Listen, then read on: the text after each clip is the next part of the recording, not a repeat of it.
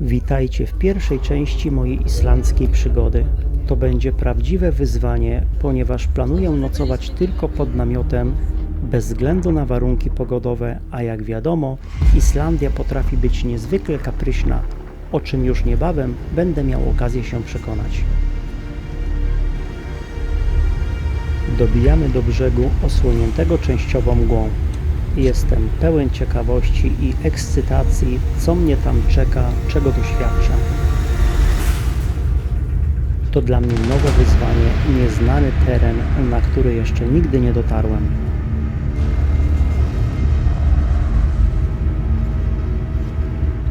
Wszyscy z niecierpliwością czekamy na moment zjechania z promu, by ruszyć przed siebie i odkrywać tę niesamowitą wyspę.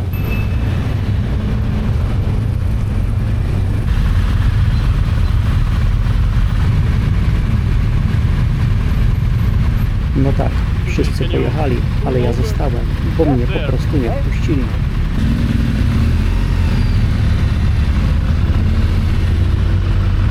Kurde, ale numer. Wszyscy pojechali, mnie zatrzymali i wzięli mnie na inspekcję i facet chce, żebym ja mu dał paszport. Dowód mu nie wystarczy. Nie wiem, o co chodzi.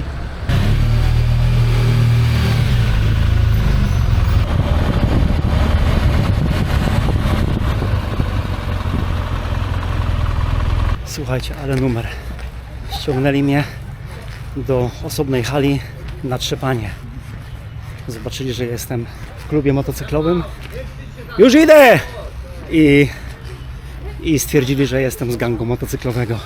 Ale skończyło się tylko na sprawdzeniu, zrobiłem zdjęcia kamizelki i mnie puścili bardzo pozytywnie nastawienie, także jest ok. Z promu kieruję się na północ drogą numer 94, gdzie na końcu tej drogi znajduje się ciekawy punkt do obserwacji Maskonuru. Tego miejsca nie było na mojej liście, ale dowiedziałem się o nim od ekipy poznanej na promie, więc jest to mój taki mały ekstra bonus. Takie zawsze trafiają się na wyprawach i chętnie z nich korzystam.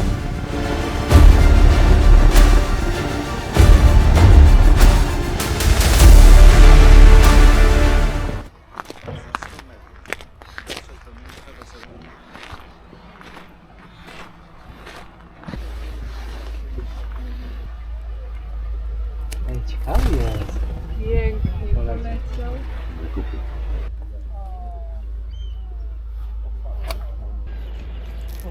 No, była Poszło. toaleta, ale sąsiadom pyknął. Przecież Nie u siebie sobie. nie Kulturalne w sobie u siebie nie robi. Cwaniaczek, co?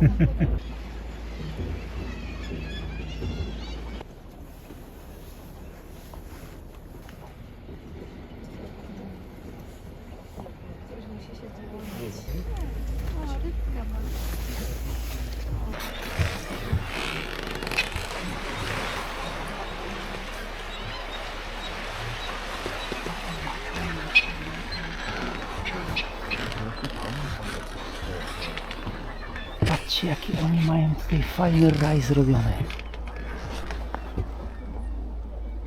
Całe te góry są, te górki poryte tunelami i mają tam swoje gniazda.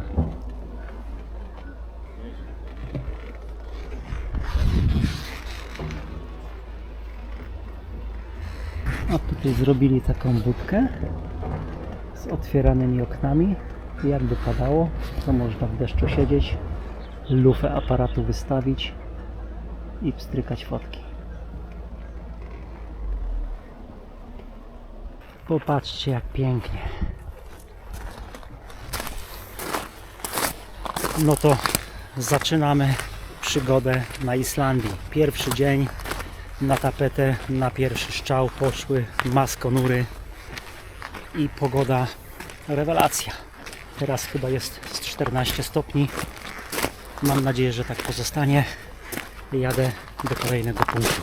Tutaj przypłynęliśmy tym fiordem. Przejechałem tutaj i tutaj są Maskonury, gdzie w tej chwili jestem. więc muszę się wrócić z powrotem tą samą drogą. I następny punkt mam tutaj Hengifoss, wodospad.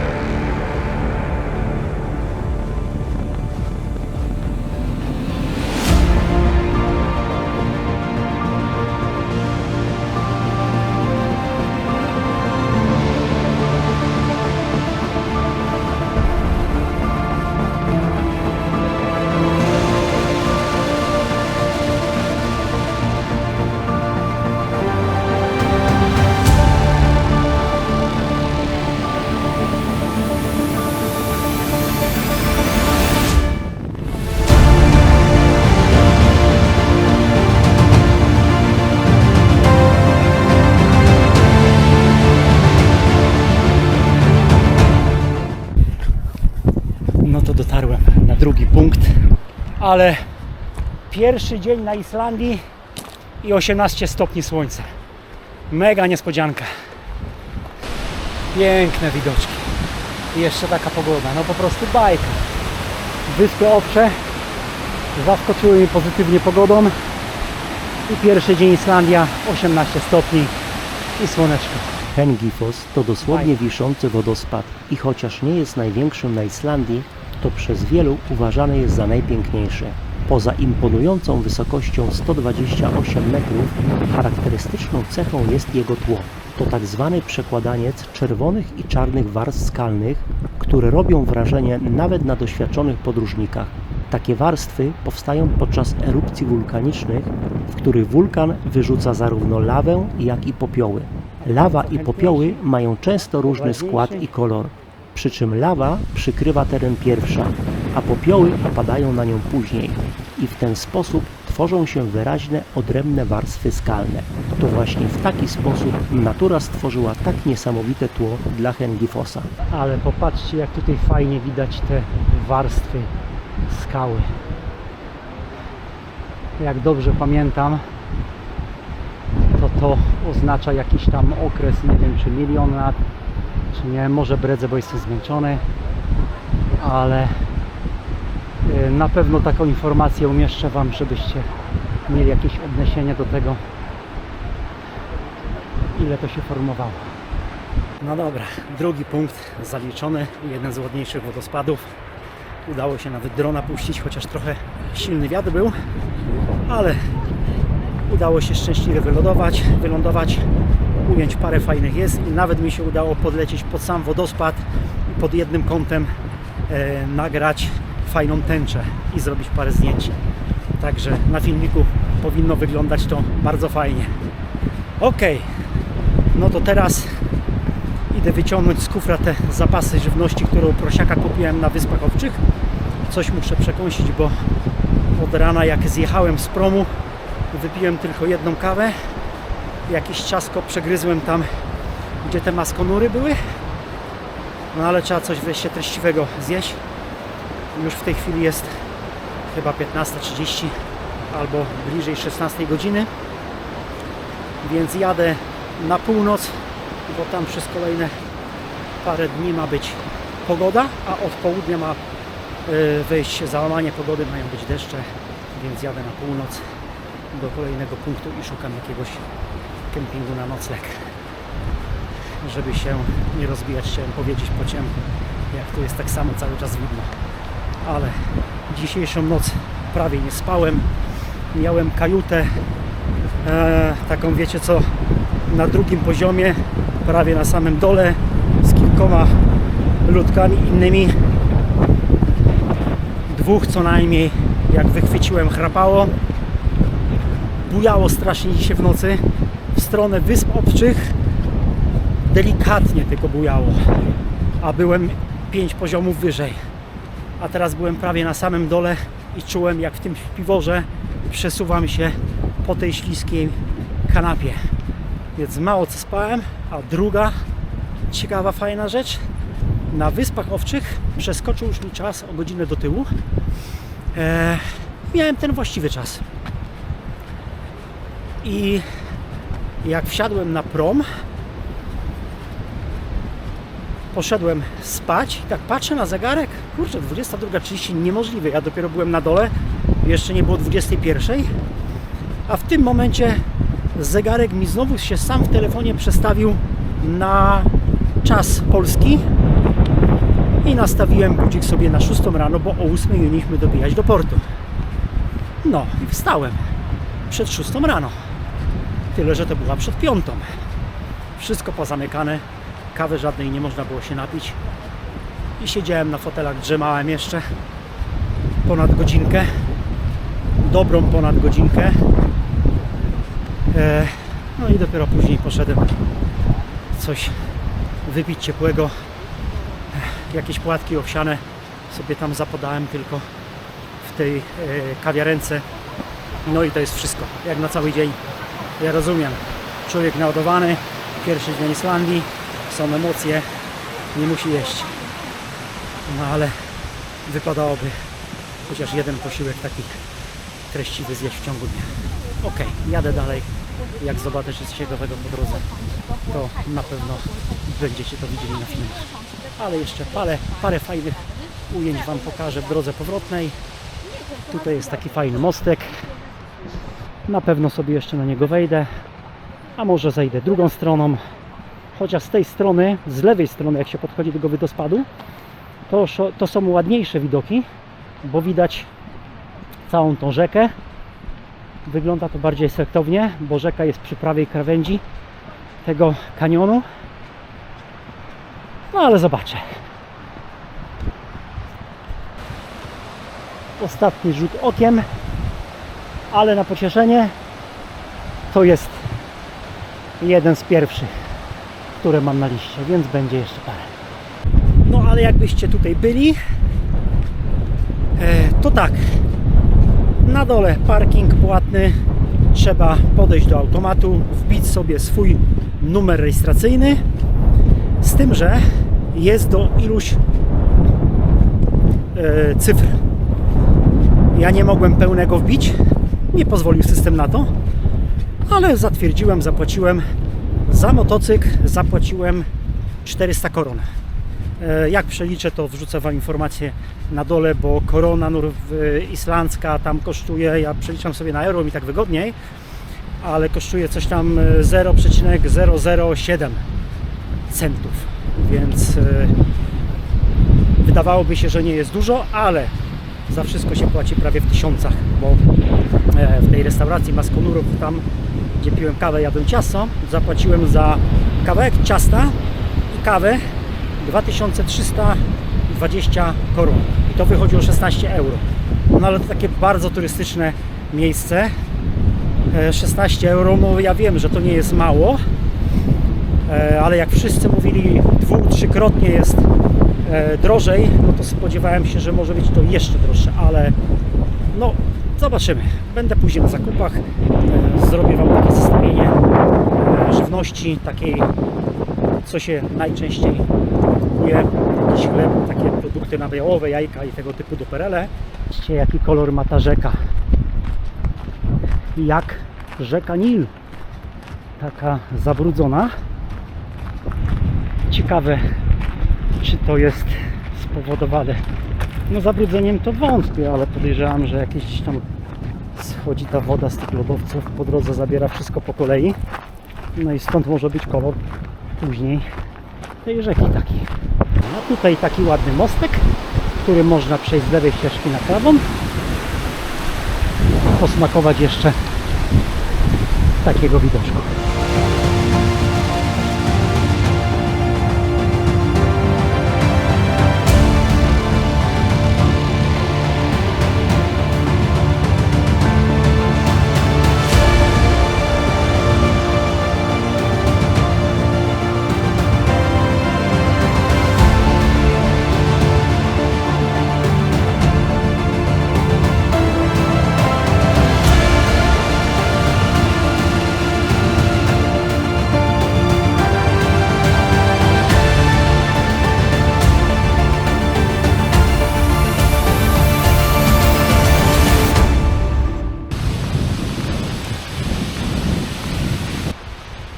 i doszliśmy. Szkoda, że słońce już poszło w tamtą stronę, że nie wchodzi do tego kanionu, bo byłby lepszy efekt. No ale nie zawsze jest tak, jakby się chciało. A my schodzimy tam na sam dół, gdzie te ludki już są. Patrzcie, już tak wydaje, że to jest... Boję się podejść pod tą samą skarpę, bo ta darń się może oderwać ziemią i o nieszczęście nie problem. Słońce się odbija, no ale trudno.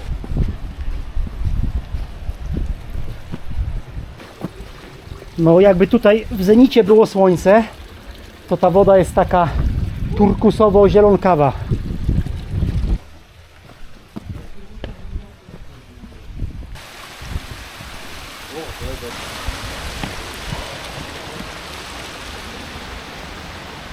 I co? Baja, nie? Patrzcie, jak te kolumny wyglądają. Niesamowite. Jak matka natura coś takiego stworzyła. Przez tyle milionów lat. Jak dobrze pamiętam, to w milionach już się liczy takie procesy.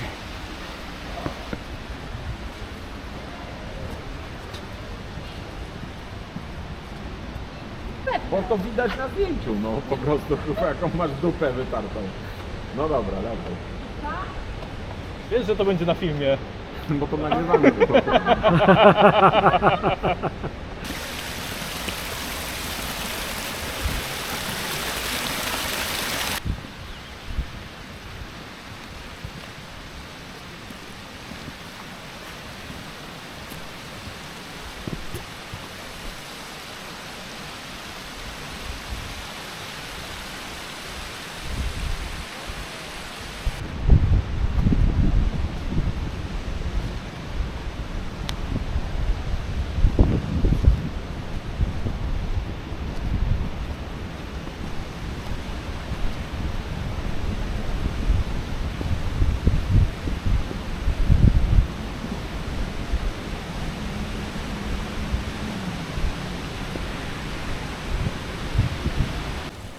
No i widzicie, jak to jest planami. Miałem po wodospadzie już jechać szukać kempingu. No ale ta ekipa Polaków, którą poznałem na promie, mega sympatyczni ludzie, organizują wyprawy. Zaproponowali, znaczy dogadaliśmy się tak, że mógłbym się do nich dokoptować, żeby popłynąć na rejs, oglądać wieloryby. No a że jutro jest rejs pod wieczór, a oni jeszcze dzisiaj chcieli ten kanion tutaj zobaczyć, no to zdecydowałem szybko, że dzisiaj z nimi to odfajkuję, pojedziemy na kemping, jutro razem na te wieloryby i no już później myślę, że się będziemy rozjeżdżać, bo oni mają troszeczkę inne tempo, a ja mam troszeczkę więcej rzeczy do zobaczenia tutaj. No ale teraz to już na pewno jadę na kemping.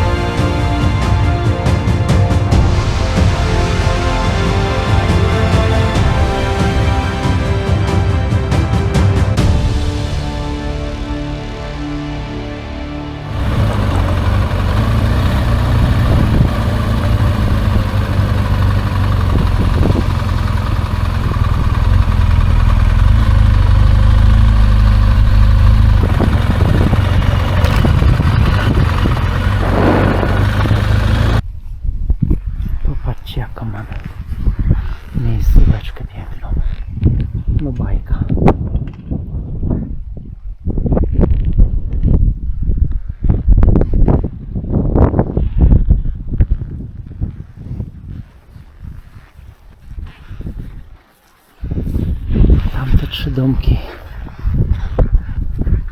To są prysznice. Tam jest recepcja z kawiarnią.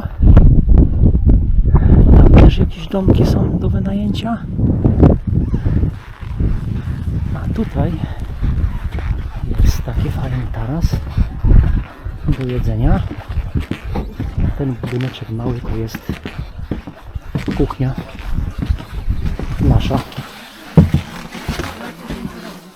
Nie, no tego ja żebym się nie spodziewał! Kurde! Pora zrobić sobie jakąś gorącą herbatę. Iść pod prysznic. No i co, chwilkę posiedzimy, pogadamy i trzeba iść spać. Jutro chyba taki ostatni wspólny dzień. Pojedziemy na te wieloryby, później oni sobie jadą swoim tempem. Oni muszą szybciej, ja mam więcej czasu, a ja sobie dalej według listy zwiedzam. No to widzimy się jutro. Cześć.